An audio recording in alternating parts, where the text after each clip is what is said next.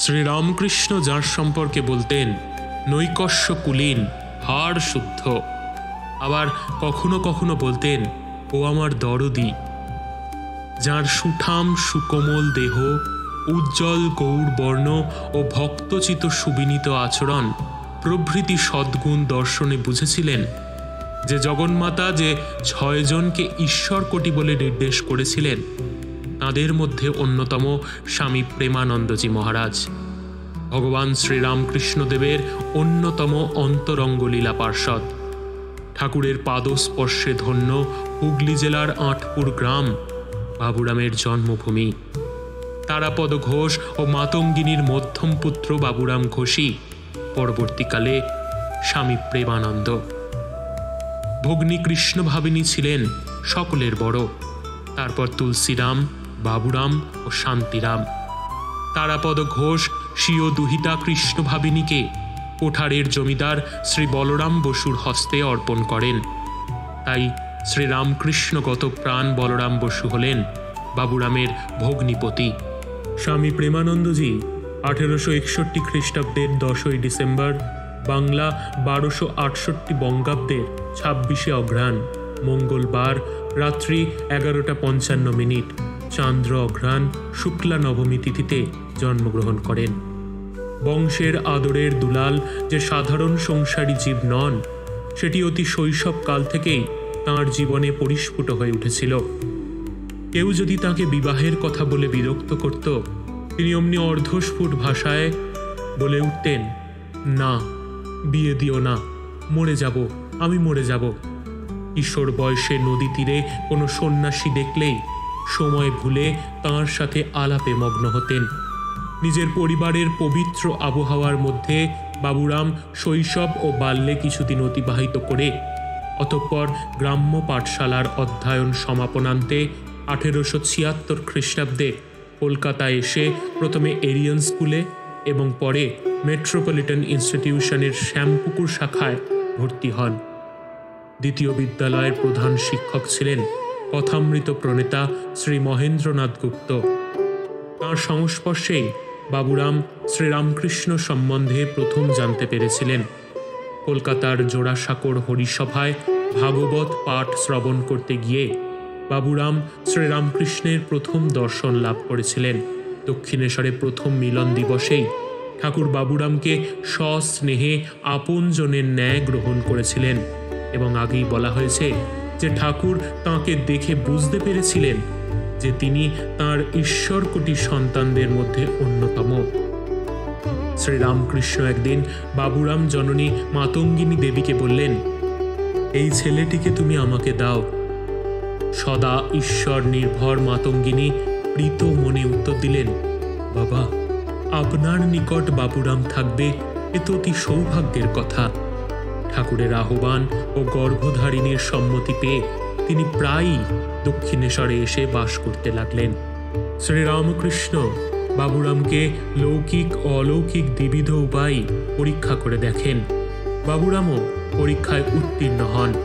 শ্রী শ্রী ঠাকুর সন্তুষ্ট হয়ে তাঁর অন্যতম অন্তরঙ্গ লীলা পার্ষদ বাবুরাম সম্বন্ধে বলতেন, দেবী মূর্তি, গলায় হার, সখীর সঙ্গে, ও স্বপ্নে কি পেয়েছে, ওর দেহ শুদ্ধ, একটু কিছু করলেই ওর হয়ে যাবে।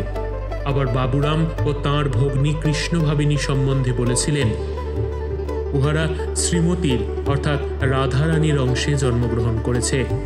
শ্রীরামকৃষ্ণের সান্নিধ্য লাভের পর বাবুরামের পড়াশোনায় তেমন মনোযোগ ছিল না। 1885 খ্রিস্টাব্দে প্রবেশিকা পরীক্ষায় অনুত্তীর্ণ হয়েছেন শুনে ঠাকুর সহাস্যে বললেন, ভালোই তো, ও পাশ মুক্ত হলো। যার জটা পাস তার তটা পাশ, অর্থাৎ বন্ধন। বাবুরাম নিশ্চিন্ত বোধ করলেন। শ্রীরামকৃষ্ণের নিকট বিভিন্ন বিষয় শিক্ষা দীক্ষায় বাবুরাম আনন্দের সাথে নিজের জীবন গঠনে প্রবৃত্ত হলেন।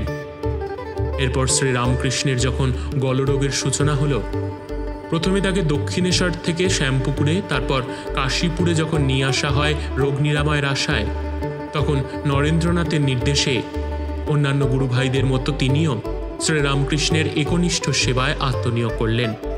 এই কাশীপুরে একটি ঘটনা উল্লেখযোগ্য। শ্রীরামকৃষ্ণ সেখানে উপস্থিত তাঁর যে 11 জন সন্তান, যারা একনিষ্ঠভাবে তাঁর সেবায় রত, তাঁদের গৈরিক বস্ত্র ও রুদ্রাক্ষের মালা দিয়ে ভাবী সন্ন্যাসী সংঘের যেন এক সূচনা করেছিলেন। এই 11 জনের অন্যতম হলেন এই বাবুরাম। ক্রমে 16ই অগস্ট 1886 খ্রিস্টাব্দে শ্রীরামকৃষ্ণ মহাসমাধিতে লীন হলেন। এরপর সেই বছরই ডিসেম্বর মাসে গর্ভধারিণী মাতঙ্গিনী দেবীর আহ্বানে নরেন্দ্র প্রমুখের সাথে তিনি আঁটপুরে যান। সেখানে 24শে ডিসেম্বর প্রাক খ্রিস্ট সন্ধ্যায় এক দিব্য ভাবের প্রেরণায় নরেন্দ্রনাথের নেতৃত্বে উপস্থিত 9 জন গুরুভ্রাতা সমবেতভাবে সংসার ত্যাগের চরম সংকল্প গ্রহণ করলেন। কয়েক মাস আগে প্রতিষ্ঠিত হয়েছিল বরাহনগর মঠ, যেখানে তাঁরা আঁটপুর থেকে প্রত্যাবর্তনের পর বিরজা হোম অনুষ্ঠান করে সন্ন্যাস গ্রহণ করলেন।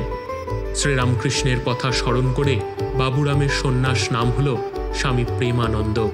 বরাহনগর মঠে বিভিন্ন তীর্থস্থানে, বিশেষত বৃন্দাবন এবং আলমবাজার মঠে স্বামী প্রেমানন্দ কঠোর তপস্যা করে শ্রীরামকৃষ্ণ ভাবে মগ্ন হয়ে গেলেন। প্রচার কার্যের জন্য স্বামী রামকৃষ্ণানন্দ মাদ্রাজে অর্থাৎ চেন্নাইতে প্রেরিত হলে প্রেমানন্দজি আলমবাজারে এবং পরবর্তীতে বেলুর মঠে ঠাকুর পূজার দায়িত্ব গ্রহণ করলেন এবং 1902 খ্রিস্টাব্দে মঠের ম্যানেজার নির্বাচিত হলেন। স্বামীজির মহাপ্রয়াণের পর সংঘ পরিচালনার মুখ্য দায়িত্ব স্বামী ব্রহ্মানন্দের উপর পড়ল। তার প্রধান সহায়ক রূপে প্রেমানন্দজি ঠাকুর পুজো থেকে গোসেবা পর্যন্ত মঠের সকল কার্যের দায়িত্ব নিষ্ঠার সঙ্গে পালন করতে লাগলেন। সংঘের বিভিন্ন কাজকর্ম উপলক্ষে স্বামী ব্রহ্মানন্দকে ভারতবর্ষের বিভিন্ন স্থানে যেতে হতো। সেই কারণে নবাগত সাধু ব্রহ্মচারীদের শিক্ষার ভার প্রেমানন্দজির উপর ন্যস্ত হয়েছিল। এছাড়াও দিন দিন ভক্ত সমাগম বেড়ে চলেছিল। তাঁর প্রেমের আকর্ষণেও বহু লোক মঠে আসতেন। তিনি সকলকেই প্রাণের ভালোবাসায় ও মিষ্ট ব্যবহারে আপনার করে নিতেন। তাঁর দয়ায় কত অসাধু যে সাধু হয়েছে, কত পাপী যে ধার্মিক হয়েছে, তাহার হিসেবকে রাখে। তাঁর ব্যক্তিত্বের মধুর প্রভাব রামকৃষ্ণ সংঘের বিভিন্ন স্তরে ছড়িয়ে গেছিল। এক কথায় তিনি ছিলেন বেলুর মঠের মা। প্রকৃতপক্ষে তাহাকে কেন্দ্র করেই রামকৃষ্ণ সংঘের মূল কেন্দ্র বেলুড়ের মঠ জীবন পরিচালিত হতে লাগল। তার শিক্ষাদানের অন্যতম বৈশিষ্ট্যই ছিল আপনি আচরণ করে দৃষ্টান্ত স্থাপন করা। তিনি নিজে সর্বদাই কর্মব্যস্ত থাকতেন এবং বলতেন, কাজ কথা বলুক, মুখ বন্ধ হোক। প্রয়োজন মতো তিনি শিক্ষার্থীকে শাসন ও সংশোধন করতেন, কিন্তু তার মধ্যেও ছিল শুধুই কল্যাণেচ্ছা। তিনি নিজ মুখেই বলতেন, এদের ওই রকম এখানে কাজ করিয়ে নিচ্ছি ও কত গালমন্দ দিচ্ছি, সব ওদের ভালোর জন্য। মনে আমার এতটুকুও কারোর প্রতি রাগ নেই, এদের কত ভালোবাসি। তিনি চাইতেন মঠের সাধু ব্রহ্মচারীদের অন্তর্নিহিত শক্তির সর্বতোমুখী বিকাশ।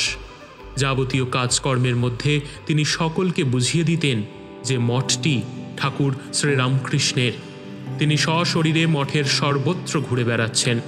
সেই কারণে তিনি মঠের ঘর বাড়ি, বাগান, ময়দান সব সাজানো গোছানো থাকা পছন্দ করতেন। এ সকল শিক্ষা দীক্ষার পশ্চাতে কাজ করত প্রেমানন্দজির অনাবিল ভালোবাসা। তিনি একটি পত্রে লিখেছিলেন, ভালোবাসার আরেক নাম রামকৃষ্ণ মিশন। জগন্মাতার থেকে শ্রীরামকৃষ্ণ নির্দেশ পেয়েছিলেন, বাবুরামের ভাব হবে না, জ্ঞান হবে। তাঁর ব্যক্তিত্বে জ্ঞানের আবরণে প্রেম ছিল আচ্ছাদিত। তাঁর ব্যক্তিত্বের সর্বোত্তম অভিব্যক্তি ঘটেছিল 1910 খ্রিস্টাব্দে স্বামীজির বাণী ও রচনার গভীরতম অনুধ্যানের ফলে। স্বামীজির ভাবের উদ্দীপনা তাঁর সকল আচরণ ও মননে পরিব্যক্ত হয়েছিল। মালদার এক জনসভায় তিনি একটি কাহিনী বলেছিলেন। একজন পশারি প্রেম ফিরি করছিল। এর প্রতিদানে সে মূল্য চাইছিল ক্রেতার মাথা। একজনও ক্রেতা পাওয়া গেল না। কাহিনী শেষ করে প্রেমানন্দজি আহ্বান করলেন, আপনারা কেউ পারবেন মাথা দিতে? সহজ নয় প্রেম ভক্তি। এ যুগে স্বামী বিবেকানন্দ যা বলে গেছেন তাই ধর্ম, শিব জ্ঞানে জীব সেবা। এইরূপ আদর্শের নজির হিসেবে তিনি নিজের জীবনটিকেই উপস্থাপিত করেছিলেন। তার এই ভাবধারাই অনাবিলভাবে প্রবাহিত হয়েছিল ঢাকা, নারায়ণগঞ্জ, ময়মনসিংহ ও আসাম পরিভ্রমণকালে। যে স্থানেই তিনি প্রচার কার্যে নেমেছিলেন, সে স্থানেরই জনসাধারণ তাঁর প্রেমে মাতোয়ারা হয়েছিল। এ শুধুমাত্র সাময়িক ভাবোচ্ছ্বাস মাত্র নয়, তিনি সর্বত্রই স্বামীজির ভাবের একটি মহৎ প্রেরণার সঞ্চার করতে সমর্থ হয়েছিলেন। যে কোনো উৎসব প্রাঙ্গণে প্রেমানন্দজির উপস্থিতি ধনী, নির্ধন, পণ্ডিত, মূর্খ সকলের কাছেই ছিল আকর্ষণীয়। একবার বেলুড় মঠের উৎসবে পঙ্ক্তি ভোজনে বসেছিলেন সুসাহিত্যিক সুরেশচন্দ্র সমাজপতি। প্রেমানন্দজি ঘুরতে ঘুরতে তাঁর সম্মুখে উপস্থিত হয়ে স্মিত মুখে বললেন, আপনাকে অভ্যর্থনা করতে পারি তেমন সম্বল বাক্য, ভাব, ভাষা কোথায় পাব? রস টস তো নেই, আপনার কলমের ডগায় রস টস টস করে। সমাজপতি উত্তরে বললেন, আপনার কথায় আপনিই ঠকলেন। স্বীকার করলুম আমার কলমের ডগায় রস আছে, কিন্তু আপনার রস চলায় ফেরায়, কথায়, কাজে, দেহে, প্রাণে। সত্য সত্যই প্রেমানন্দজির ছিল এমনই এক সরস ব্যক্তিত্ব। সেই রসে সঞ্জীবিত হয়ে অপর ব্যক্তি নতুন প্রাণ পেত, উদ্দীপনায় মেতে উঠত, গভীর ভগবত ভাবে ডুবে যেত। একদিন স্বামী বিবেকানন্দ গুরুভাইদের কয়েকজনের সম্মুখে বাবুরাম মহারাজকে বলেছিলেন, তুই দীক্ষা দিস না, দিলে তোর চেলাতে আর রাখালের চেলাতে ঝগড়া হবে। বাবুরাম মহারাজের ভালোবাসার টানে কত শত ভক্ত আসত, অনেকে দীক্ষাও চাইত, কিন্তু তিনি তাদের হয় শ্রী শ্রী মায়ের নিকট, না হয় অধ্যক্ষ স্বামী ব্রহ্মানন্দজি মহারাজের নিকট পাঠিয়ে দিতেন। তাই তিনি কাউকে দীক্ষা দেননি। যেমন ছিল তাঁর স্বামীজির প্রতি ভালোবাসা, তেমনি ছিল শ্রী শ্রী মায়ের প্রতি ভক্তি, শ্রদ্ধা, ভালোবাসা। এমনই ছিল স্বামী ব্রহ্মানন্দজি মহারাজ ও অন্যান্য গুরুভাইদের প্রতি। পূর্ববঙ্গে শেষবারের পরিভ্রমণের সময় প্রেমানন্দজি কালাজ্বরের তীব্র আক্রমণে পর্যুদস্ত হয়েছিলেন। কলকাতায় এসে চিকিৎসাদির ফলে রোগ উপশম হলে তাঁকে বায়ু পরিবর্তনের জন্য দেওঘর নিয়ে যাওয়া হলো, কিন্তু সেখানে তিনি ইনফ্লুয়েঞ্জা রোগে আক্রান্ত হয়ে পড়লেন। কলকাতায় তাঁকে পুনরায় আনা হলো এবং তাঁর সুচিকিৎসা সত্ত্বেও ফিরে আসা চতুর্থ দিনেই তিনি 1918 খ্রিস্টাব্দের 30শে জুলাই মঙ্গলবার বিকেল 4:15 বলরাম মন্দিরে মহাসমাধিযোগে স্বধামে প্রস্থান করলেন। উক্ত সংবাদ পেয়ে শ্রী শ্রী মা কাঁদতে কাঁদতে বললেন, বাবুরাম আমার প্রাণের জিনিস ছিল। মঠের শক্তি, ভক্তি, যুক্তি সব আমার বাবুরাম রূপে গঙ্গা তীর আলো করে বেড়াত। কিছুক্ষণ পরে ঠাকুরের ছবিতে মাথা রেখে মর্মভেদী কাতর কণ্ঠে বললেন, ঠাকুর নিলে। শুনে উপস্থিত সকলেরও চক্ষু অশ্রুসিক্ত হলো। মানুষ ভালোবাসা ও সেবার দ্বারা কিভাবে মনুষ্য হৃদয় জয় করতে পারে, সব বিবাদ মনোমালিন্য দূর করে দিতে পারে ও ভগবানের সান্নিধ্য পাইয়ে দিতে পারে, তার জাজল্য দৃষ্টান্ত স্বামী প্রেমানন্দজি মহারাজের দিব্য জীবন। ঠাকুরের প্রেমের দিকটা তার জীবনে মূর্ত হয়ে উঠেছিল। সেই দিব্য জীবন অনুধান করে আমাদের জীবনালোক সেই ভগবত প্রেমে উদ্ভাসিত হোক, এই প্রার্থনা।